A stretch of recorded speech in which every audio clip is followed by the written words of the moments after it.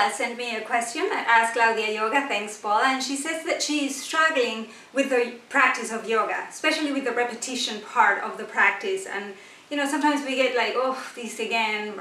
In the sequence that I teach, portable yoga, even though I'm about to come up with different sequences, still it's pretty much the same movements, and you know, that can be tiring. I understand.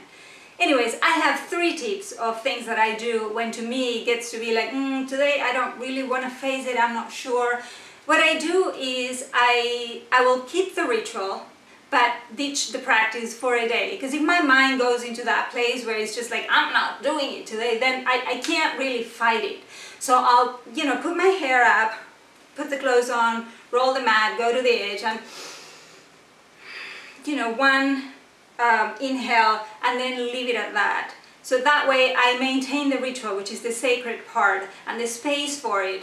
And then tomorrow I may do the same. I don't know. At some point it may happen that perhaps I feel like doing a whole sun salutation, and one day at the time I may come back. That's one of the things I do. The other thing I do is read a really good book, and it doesn't necessarily have to be on the philosophy. I recently read one on anatomy.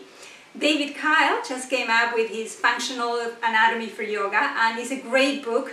And just a little tip, like for example, in this forward bend, are my legs straight or are they going back or forward? Because that could be because I have a fear of falling. And just that little detail gets me to look and to get into the practice in a different way. So it's very interesting, makes it, you know, for when I can't go into the infinity and the meditative part, at least I can go into the technicalities of it, which is bringing me within. And that's the second thing I do. The third thing I do is go to a teacher, go to someone that knows a lot more than me, because those are very inspiring retreats. And then you have time to be away from it all, to have someone that inspires you. It has to be someone you trust and someone who inspires you, of course. And then you get all these little nuggets of information, and during the retreat I feel like I'm not really very much into the practice, but rather absorbing and nurturing the practice. And I really get to distill it all when I come back home and I am on the mat with my own personal practice. So I hope those 3 tips help Paula to stay with it and to, you know, get to taste the benefits, that cycling effect. You feel something happening, and so you want to return to it.